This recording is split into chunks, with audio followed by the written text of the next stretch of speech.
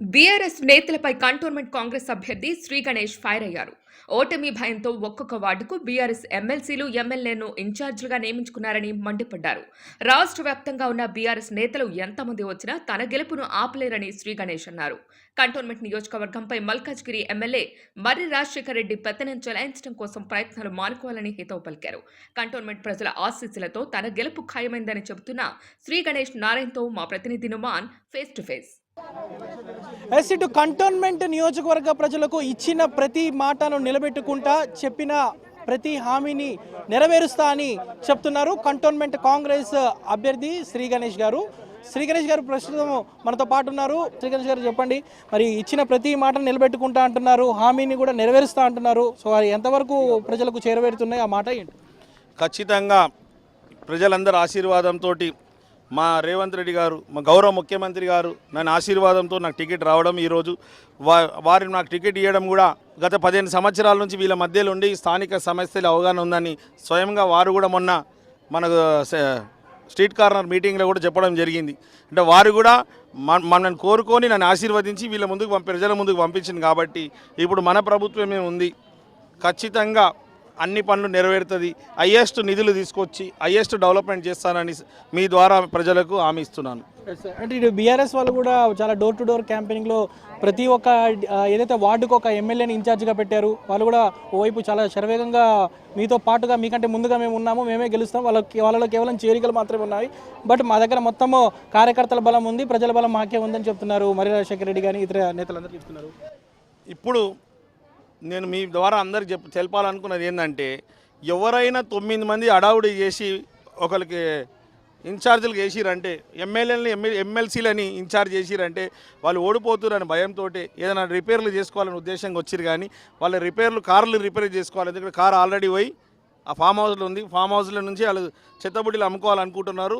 వీళ్ళు కూడా అదే పరిస్థితి, 9 మందికి 9 మంది కాదు, రాష్ట్రంలో ఉన్న బీఆర్ఎస్ ఎమ్మెల్యేలు ఎమ్మెల్సీలు ఎవరు వచ్చినా కూడా మా బ్యాట్స్మెన్ రేవంత్ రెడ్డి గారు ఉన్నారు, ఖచ్చితంగా మేమే గెలుస్తాం, ప్రజలు మమ్మల్నే గెలవనిస్తారు. బీఆర్ఎస్లో ఆమెకు టికెట్ ఇచ్చినప్పుడే బీఆర్ఎస్ కార్యకర్తలు అందరూ అపోజ్ చేసిరు. వీళ్ళు గెలిచిన మొన్న 23లో గెలిచిన నవంబర్లో గెలిచినప్పుడే ఎవరికి అందుబాటులో లేకుండే, ఎవరికి ఫోన్ ఎత్తలే, మాకు టచ్లో లేని వ్యక్తులను మళ్ళీ తీసుకొచ్చి మా ముందుకు నిలబెడితే మా బాధలు ఇలానే ఉంటాయి.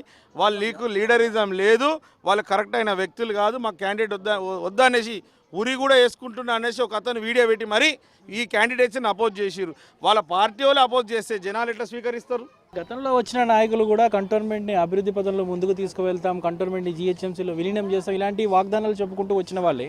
మరి వాళ్ళకు మీకు తేడా ఏంటి అంటే ఏం చెప్పగలుగుతారు, ఏం చూపించగలుగుతారు? అక్కడ బీజేపీ ప్రభుత్వం కావచ్చు, ఇక్కడ బీఆర్ఎస్ అయినా ఎన్నోసార్లు చెప్పిండు, నేను ట్రాఫిక్ సమస్యలు పరిష్కరిస్తా, స్కై ఓవర్లు ఫ్లైఓవర్ కడతా. 10 సంవత్సరాల కేసీఆర్ చేయని పని మన ముఖ్యమంత్రి గారు 100 రోజులు చేసిరు. డైనమిక్ ముఖ్యమంత్రి గారు, వారు చెప్పింది చేస్తారు, చేసేదే చెప్తారు. ఇక్కడ కూడా పట్టాలు లేని వారికి పట్టాలు ఇస్తానని వారు హామీ ఇచ్చారు. కాబట్టి ఖచ్చితంగా వారు ఒక నమ్మకం, ఏ మాట ఇచ్చినా పని చేస్తాడు. మనకు ఖచ్చితంగా కేంద్రంతో మాట్లాడి భూ బదలాయింపు చేసి వీళ్ళకు పట్టాలు ఇవ్వడం ఖాయం. అంటే ఫైనల్గా మీ కంటోన్మెంట్ నియోజకవర్గ ప్రజలకు ఏమైనా చెప్పదలుచుకున్నారా? అంటే ముఖ్యంగా ప్రచారానికి చాలా తక్కువ సమయం మాత్రమే ఉంది, సో ఇంకా డోర్ టు డోర్ కార్యక్రమాలు కొనసాగుతూనే ఉన్నాయి, బట్ ఆల్మోస్ట్ ఒక విడత కార్యక్రమాలు పూర్తి చేసేశారు. మీ నియోజకవర్గ ప్రజలు కూడా ఏం చెప్పదలుచుకున్నారు? రాజశేఖర్ రెడ్డి గారు పక్కకు ఎమ్మెల్యే, ఆయన వచ్చి ఇక్కడ పనిచేయడు, ఆయన మాయమాటలు చెప్తే ఎవరు నమ్మకూర్రి. ఆయన గెలవంగానే ఓడిపోగానే అటు వెళ్ళిపోతాడు, నేను గెలవంగానే అటు పోతూనే ఉంటాడు, ఆయన మాటలు నమ్మకండి. ఈ మహేశ్వర్ రెడ్డి గారు ఆయననే ఎమ్మెల్యేలేక అనుకుంటారు, అది కాదు. మీకు ఎమ్మెల్యే డైరెక్ట్ ఎమ్మెల్యే ఉండాలా, మహేశ్వర్ రెడ్డి ఎమ్మెల్యే అయినా రాజశేఖర్ రెడ్డి ఎమ్మెల్యే అయినా ఇక్కడ పనులు కావాలంటే మీ ఎమ్మెల్యే మీ గణేష్ని గెలిపించుకోండి, అన్ని పనులు అయితే. అవగాహన ఉన్న వ్యక్తి, ఏ పదవులు లేకున్నా కూడా గత 15 సంవత్సరాల నుంచి మీ మధ్యలో ఉండి మీలో ఒకడై ఉన్న ప్రతి సమస్య నాకు తెలుసు, ప్రతి కుటుంబ పరిస్థితులు తెలుసు, మనకు అవసరాలు ఏందో తెలుసు, నేను రప్పించగలుగుతా, నేను తీసుకురాగలుగుతా. మన ముఖ్యమంత్రి గారు ఉన్నారు. గతంలో కూడా నేను ఎస్సీ ఫైనాన్స్ కార్పొరేషన్ డైరెక్టర్గా ఉన్నా కాబట్టి నాకు అడ్మినిస్ట్రేషన్లో కూడా బాగా పట్టు ఉంది. నేనేమి ఇలా కొత్త కాదు, అడ్మినిస్ట్రేషన్లో కూడా నేను అన్ని ఎట్లా డబ్బులు తీసుకురావాలో, ఎట్లా డెవలప్మెంట్ చేయాలని కూడా తెలుసు. మరీ ముఖ్యంగా మన మీద చాలా ప్రేమ ఉన్న వ్యక్తి మన ముఖ్యమంత్రి గారు, వారితోటి నేను మాట్లాడి ఏదంటే అది తీసుకురాగలుగుతా. ముఖ్యంగా నేను చెప్పదలుచుకుంది ఏంటంటే, ప్రభుత్వం అంటే ఉట్టి రోడ్లు డ్రైనేజీలు కాదు, నీళ్ళే కాదు, కుటుంబాలు కూడా బాగుంటే సమాజం బాగుంటుంది. ఇప్పుడు అన్ని కార్పొరేషన్ చైర్మన్లు కార్పొరేషన్లు ప్రభుత్వం నియమించిందంటే ఆ కార్పొరేషన్ ద్వారా ఈ కులాలు వాళ్ళ కులాలు వాళ్ళు డెవలప్మెంట్ కావాలి కాబట్టి ఆ కార్పొరేషన్స్ వీళ్ళకి లోన్స్ వస్తాయి. ఈ లోన్స్ ద్వారా కూడా వాళ్ళు డెవలప్ అయితేనే బాగుంటుంది. ఇప్పుడు కూడా మనకు అన్ని ఉపకులాలకు కూడా కార్పొరేషన్లు ఏర్పాటు చేశారు. గౌడ్స్ కులం కూడా చేసడం, యాదవ్ కూడా కార్పొరేషన్ ఏర్పాటు చేయడం, ముదిరాజులకి పద్మశాలికి కూడా కార్పొరేషన్లు ఏర్పాటు చేసిన ఘనత ఏదైనా ఉందంటే కాంగ్రెస్ ప్రభుత్వమే. కాబట్టి కాంగ్రెస్ ప్రభుత్వంతో అన్ని వర్గాలు అభివృద్ధి బాటలు నడుస్తారు. వేరే వాళ్ళు చెప్పేది ఏంటంటే ఎలక్షన్కి వచ్చేదో మాయమాటలు చెప్పడం.